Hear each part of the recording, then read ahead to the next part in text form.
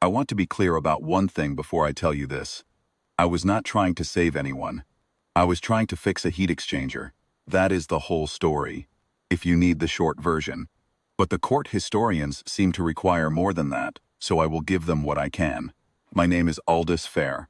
I'm 61 years old. I spent 37 of those years as a maintenance engineer aboard vessels belonging to the Sorvain Imperial Fleet, which is a very grand way of saying I fixed things that were hot when they should have been cold and cold when they should been hot. Pipes, regulators, exchange coils, condensation traps, the unglamorous skeleton of every ship that ever carried a prince somewhere.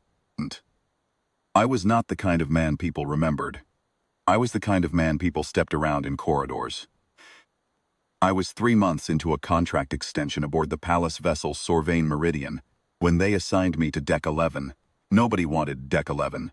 The Empress Vela Sorvain had been dying, or at least retreating, which looks much the same from the outside, for most of that year. She had stopped receiving visitors. She had stopped eating with any consistency. Physicians, 7 of them specialists drawn from 4 systems, in pale robes that probably cost more than my annual wage, came and went with the professional sorrow of people who had tried everything and were now managing appearances. The floor had a particular quality to its silence. Even the air felt hushed, a heaviness, like the whole deck was holding its breath. The physicians spoke in murmurs. Every so often, a minister would come, stand outside the double doors at the far end of the corridor, and leave without going in. I watched this from underneath a service panel and kept my thoughts to myself. The heat exchangers were in poor shape. Weeks of deferred maintenance. Nobody had wanted to send engineers up here. I had 3 units to service. First 2 were in access corridors and gave me no trouble. The third was in the Empress's private suite. I did not know this when I pulled up the work order. I found out when I presented my access chit to the attendant outside the main doors, and he went, very pale, and told me there must be a mistake. I showed him the work order again. He went to find someone senior. That someone went to find someone more senior. I sat on my toolbox and ate half of my ration tin while I waited. Pressed protein and pickled root vegetable. Not remarkable, but I had been on shift since early morning. Eventually, a thin minister in a dark coat arrived and told me the Empress was resting and the repair would have to wait. I asked him when, in his estimation, the regulator might be expected to repair itself. He did not find this useful.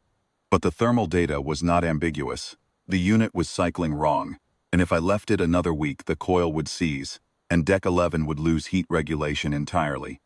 I explained this. He looked at me for a long moment, the look certain people reserve for things they cannot simply dismiss, and then he authorized the access. I want to tell you that I had some strategy in mind when I pushed open those doors, that I had assessed the situation and formulated a plan. I had not. I was thinking about the regulator. The suite was large and dim, windows opaque to deep amber. There was food everywhere. Trays on every surface, most untouched, elaborate dishes that require a staff of 12 to prepare and apparently a complete absence of appetite to ignore. The smell of cold broth and something medicinal hung in the air. The Empress was in the bed near the far window. Smaller than I had expected. The formal portraits made her look architectural, but the woman in the bed was just a woman. Old, thin in a way that concerned me, though I kept that to myself. She was looking at the ceiling when I came in and did not look at me. I crossed to the service panel beside the climate unit, opened it, firmed my read on the regulator, and got to work. I was quiet about it. I am generally quiet about my work. 37 years teaches you that banging around is for people who are angry at the equipment, and I have never been angry at equipment. It does not know any better. I was about 20 minutes in when I noticed she had turned her head and was watching me. I did not bow. I want to be honest about that. I should have, probably. I was aware of the protocol. I had been briefed. But my hands were inside the panel and I was holding 2 components in tension, and if I had let go of either of them to bow, I would have lost 20 minutes of work. I said instead, "Your Majesty, I won't be long." She said nothing. I finished the component alignment and moved to the next stage. The silence was not uncomfortable. I have worked in silence for most of my life, and I find it restful. I was on the floor with my back against the base of the climate unit, cross-legged, When I realized I had not eaten the second half of my ration tin, I took it out of my jacket pocket. "Have you eaten today?" I asked her. It was not a calculated question. It was the question you ask a person who looks like they haven't eaten. She was quiet for a moment. Then she said, "They bring things. That's not the same as eating," I said. Another silence. I opened the tin and ate some of the pressed protein. It was cold and not particularly good. I looked at the tin and then I held it up toward her, not as an offering exactly, or as an acknowledgement that it existed. "It's not much," I said. "But it's real food, not court food." She looked at me for what felt like a very long time. Then she said, "What is the difference? Food is made to impress the person watching you eat it," I said. "This is made to keep you upright until the next job." She was quiet. Then she said, "Bring it here." I crossed the room and held out the tin. She took a piece of the pressed protein and ate it slowly. Then another.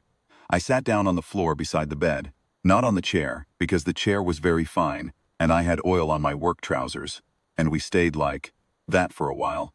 She asked me what I was repairing. I told her. She asked whether the ship was in poor condition overall. I told her honestly. The Meridian was aging.